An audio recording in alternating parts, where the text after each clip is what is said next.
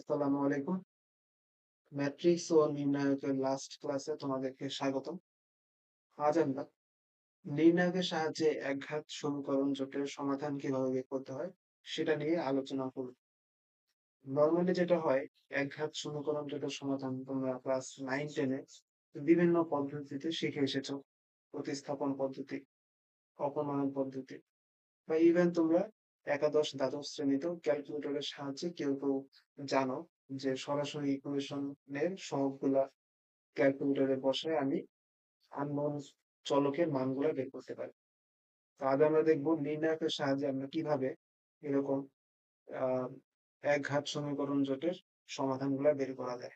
এখানে আমরা শুরুতে দুইটি চলক নিয়ে আলোচনা করব এবং পরবর্তীতে আমরা তিনটি চলক বিশিষ্ট যে সমীকরণগুলো থাকবে সেই সমীকরণের সমাধান বের করার চেষ্টা করব। তো এই পদ্ধতিতে নির্ণায়কের সাহায্যে যে পদ্ধতিটা সবচাইতে বেশি ইউজ করা সেটা হচ্ছে ক্রেমার্স রুল।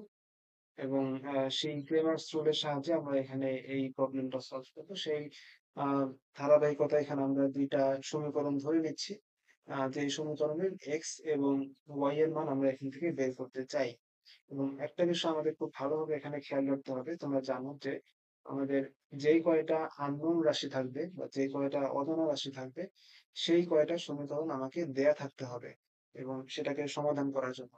সো এখানে আমাদের দুইটা অজানা রাশি এক্স এবং ওয়াই, আমরা এই দুইটা অজানা রাশিকে বের করতে হবে আমাদেরকে দুইটা সমীকরণ থেকে।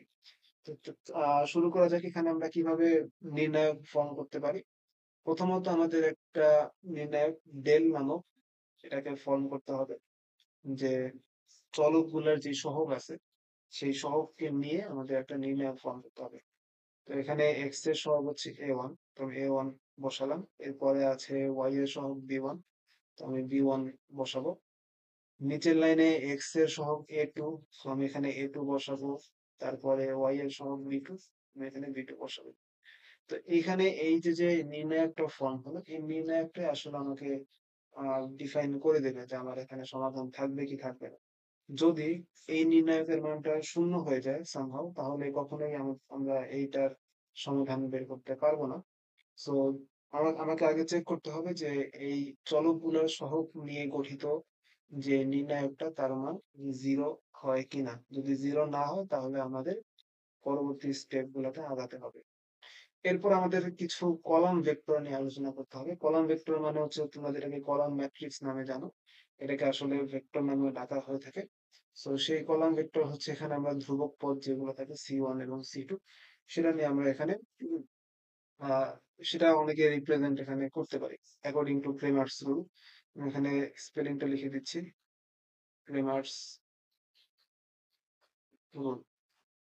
তো এই অনুযায়ী আমি যদি এক্স এর মান বের করতে চাই, তাহলে আমাকে এক্স এর যে সহগগুলো ছিল a1 এবং a2, সেই সহগগুলাকে এখানকার ধ্রুবক পদ দিয়ে এখানে রিপ্লেস করতে হবে। তাহলে আমি এখানে ডেল এক্স নামক একটা নির্ণায়ক ফর্ম করতে চাই এক্স এর মান বের করার উদ্দেশ্যে। সো ডেল এক্স নির্ণায়কটা হবে, যেহেতু এটা এক্স এর মান বের করার উদ্দেশ্যে আমি এটা ফর্ম করতেছি, তো এক্স এর যে কোএফিসিয়েন্ট গুলা থাকবে বা এক্স এর যে সহগ গুলা থাকবে a1 a2, তার জায়গাতে আমি ধ্রুবক পদ গুলাকে বসাবো বা ধ্রুবক পদগুলোকে রিপ্লেস করবো, C1 এবং C2। আর বাদ বাকি যা যেরকম ছিল B1 B2, ওইটা তার মতোই থাকবে। আবার একইভাবে প্রশ্ন আসতে পারে, তাহলে আমি ওয়াই এর মান বের করার উদ্দেশ্যে ডেল ওয়াই এখান থেকে বের করতে চাই। তো ওয়াই এর মান বের করার উদ্দেশ্যে ওয়াই এর যেই সহগ ছিল B1 B2, তার জায়গায় আমি ধ্রুবক পদকে রিপ্লেস করব। তো এখানে A1 A2 তার মতোই থাকবে, শুধুমাত্র ওয়াই এর সহগগুলো B1 এবং B2 যেটা, সেটা হচ্ছে C1 এবং C2 দ্বারা রিপ্লেস হয়ে যাবে। ধ্রুবক পদ দিয়ে C1 এবং C2 দ্বারা রিপ্লেস হবে। এইটুকু যখন বের হয়ে যাবে তখন আমরা জাস্ট এটা মানে মনে রাখার জন্য এরকম বের করি, সেটা হচ্ছে যে ডেল এক্স কে যদি ডেল দিয়ে ভাগ করা হয়, তাহলে এখান থেকে আমাদের এক্স এর মানটা পাওয়া যাবে। সিমিলার ওয়েতে যদি ডেল ওয়াই কে ডেল দ্বারা ভাগ করা হয়, তাহলে সেখানে ওয়াই এর মানটা পাওয়া যাবে। এটা আসলে আমরা ছোটবেলায় এইভাবে মনে রাখতাম যে ডেল ডেল কাটা গেলে আসলে এক্স থাকে, ডেল ডেল কাটা গেলে ওয়াই থাকে। অবশ্য সেটা এইভাবে হয় না, কখনো এরকম কাটাকাটির নিয়ম নাই। জাস্ট আরকি তোমাদেরকে যাতে এটা মনে থাকে আরকি। বুঝার সুবিধার জন্য এটা বলা হইছে। কারণ অনেক সময় দেখা যায় যে আমাদের বই পুস্তকগুলাতে জিনিসটা এরকমভাবে লেখা থাকে। Del by del X is equal to হচ্ছে 1 বাই এক্স। দ্যাট মিনস এই রেশিওটা হচ্ছে ইকুয়াল সব জায়গাতে। মানে হচ্ছে তোমার ডেল এক্স কে তুমি যদি এক্স দিয়ে ভাগ করো, দেন হচ্ছে ডেল ওয়াই কে তুমি যদি ওয়াই দিয়ে ভাগ করো, তো দেখা যাবে যে সেখানে তার উত্তরে যেটা আসবে সেটা হচ্ছে ডেল। তো এই জিনিসটা হচ্ছে কনস্ট্যান্ট থাকে। তো ওইটা আরকি মনে রাখার জন্য আমরা এভাবে লিখি যে ডেল কে ডেল দিয়ে কাটাকাটি করলে এক্স পাওয়া যায়। বাট অ্যাকচুয়ালি আসলে ওইটা হয় না এবং মানে ওইটা ওভাবে কাজ করে। তো যখন এই ফর্মুলা চলে আসবে আমাদেরকে এই ফর্মুলা খুব ভালোভাবে খেয়াল রাখতে হবে। এখানে আমি এক্স এবং ওয়াই কে নিয়ে আলোচনা করতেছি বিধায় এই দুইটা চলক নিলাম। যদি এখানে ৩ চলক চলে আসতো, জেড চলে আসতো, তাহলে অবশ্যই বুঝতেছি যে সেটা কিভাবে লিখতে হবে ডেল জেড বাই ডেল, এটা দিয়ে ভাগ করলে অবশ্যই সেখানে আমাদের জেড এর ভ্যালুটা চলে আসবে।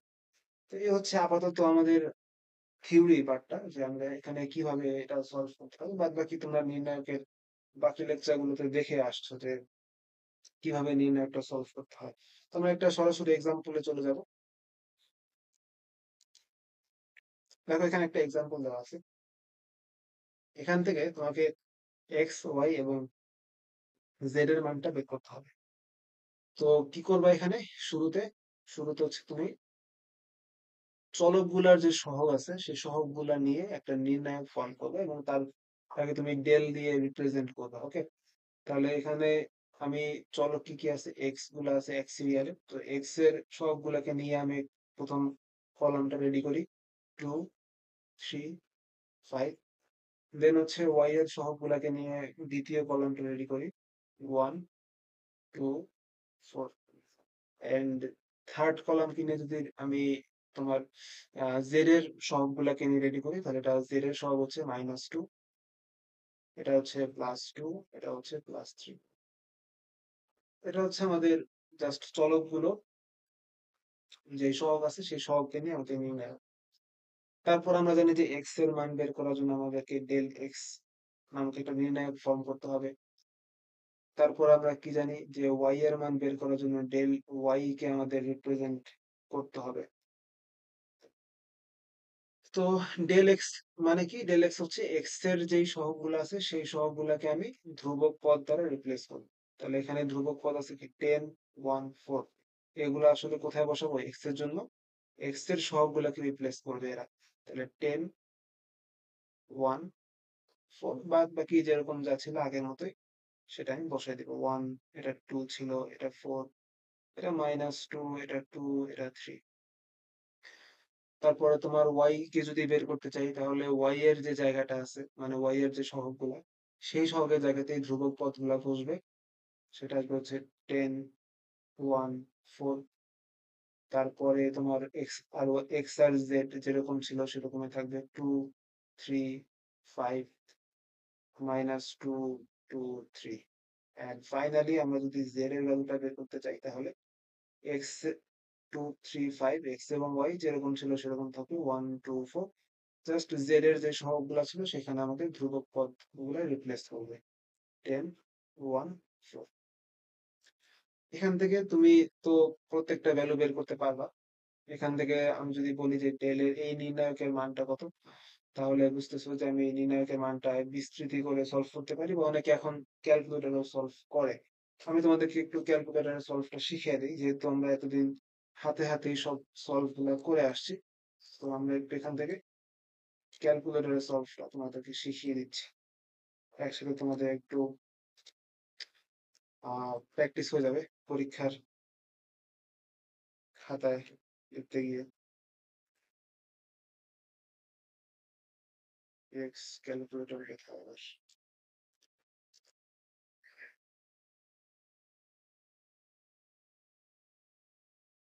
এক্স ক্যালকুলেটর পেয়ে গেছি।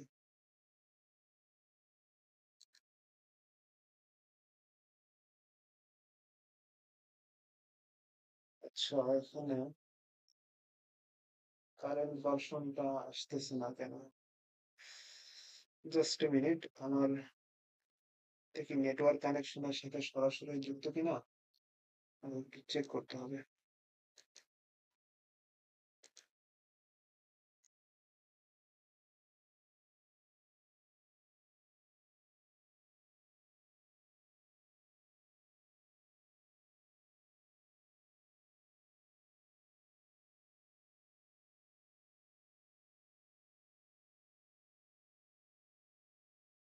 আচ্ছা, আম এক্সট্রিমলি সরি, আসলে এই মুহূর্তে এটা আমার কাজ করতেছে না। আই হোপ এটা নিয়ে আমি সামনে একটা ভিডিও বানাবো ইনশাআল্লাহ, যদি এখানেই হয় যে এই মুহূর্তে আমার আসলে এটা কাজ করতেছে না। আমি নরমালি এটা ইউজ করি। ওইটা অ্যাক্টিভেট করতে হবে আরকি। তো হচ্ছে সমস্যা। অ্যাক্টিভেট করে এটা অবশ্যই তোমাদের সামনে নিয়ে আসবো। এমনিতে তোমরা YouTube এ সার্চ করলে পেয়ে যাবা যে কিভাবে এই নির্ণায়কগুলো সলভ করতে হয়। আর যারা জানো তো তারা তো জানোই। তো এখানে উম এটা ভ্যালুটা আমি বের করে ফেলি। এটার ভ্যালু হচ্ছে তোমার 2, 1, -2, 3, 2, 2, 5, 4, 3. এটার ডিটারমিনেন্ট বের করতে চাইতেছি। এটা আসতেছে -7. তাহলে বাকিগুলা কি আসবে? এটা আসবে 10, এটা হচ্ছে 1 নিচে, and then এটা হচ্ছে 4.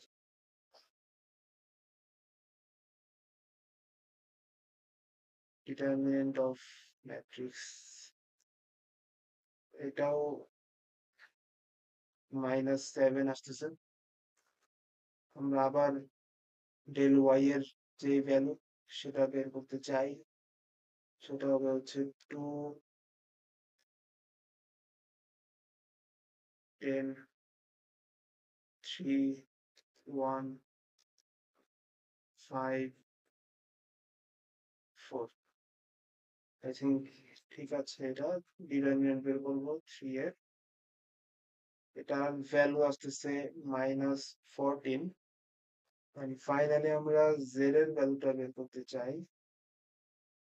এটা হচ্ছে 2, 3, 5. ওকে ফাইন, এটা 1, এটা 10, এটা 2, এটা 1, এটা 4, এটা 4.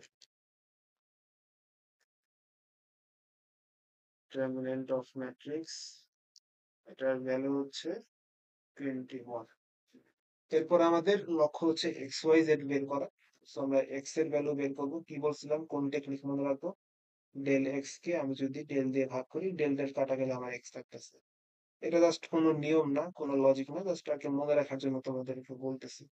ডেল এক্স এর ভ্যালুটা কি আছে ভাইয়া এখানে? -7। আর ডেল এর ভ্যালু কি আছে? এটাও -7। সো ডিভাইড করলে এটা 1 আসবে। তারপর ওয়াই বের করো। Del Y divided by del. Del Y কত আছে? -14। আর ডেল কত আছে? -7। অ্যান্সার কত আসে? 2। জেড এর ভ্যালু কত? জেড হচ্ছে আমাদের del Z divided by del. Del Z হচ্ছে এখানে 21, আর ডেল হচ্ছে এখানে -7। সো এটা অ্যান্সার আসতেছে -3। তো তুমি এভাবে অ্যান্সারটা লিখতে পারো, এক্স ওয়াই জেড তিনটার ভ্যালু হচ্ছে 1, 2 and -3, and this is our required answer. So এই প্রসেসে যতগুলা ভ্যালু আছে আই থিঙ্ক, যদি তোমাকে দুইটা ইকুয়েশন দেওয়া হয়, দুইটা ইকুয়েশন দেওয়া থাকলে তুমি আরো ইজিলি বের করতে পারবে। তোমার একটা চলকের সংখ্যাটা কমে যাবে। আর আরো তোমার জন্য সহজে ওইটা সলভ করাটা ইজিয়ার হবে। সো আমি তিনটা চলক দিয়ে দেখাচ্ছি এখানে। আর ম্যাক্সিমাম কেসে এই, মানে এটা আসলে কোনো ব্যতিক্রম নাই। এখানে এই ধরনের প্রবলেম গুলো আসবে। আশা করি পুরো ম্যাট্রিক্স আর নির্ণায়ক চ্যাপ্টারটা আমি চেষ্টা করেছি একেবারে বইয়ের যত ইম্পর্টেন্ট ম্যাথ গুলো আছে আমি এখানে বেশিরভাগ ম্যাথই কেতাবুদ্দিন স্যারের বই থেকে নিয়েছি। শুধুমাত্র এই প্রবলেমটা জাস্ট র্যান্ডম প্রবলেম। এবং আহ, এটা হচ্ছে তুমি আশা করছি যে তুমি এটা পারবা। আর যদি তোমাদের এই চ্যাপ্টার নিয়ে কোনো সমস্যা থেকে থাকে তুমি অবশ্যই জানাবা আমাকে। আমি চেষ্টা করব তোমাদের সেই আহ, সমস্যাগুলোর সমাধান দেওয়ার।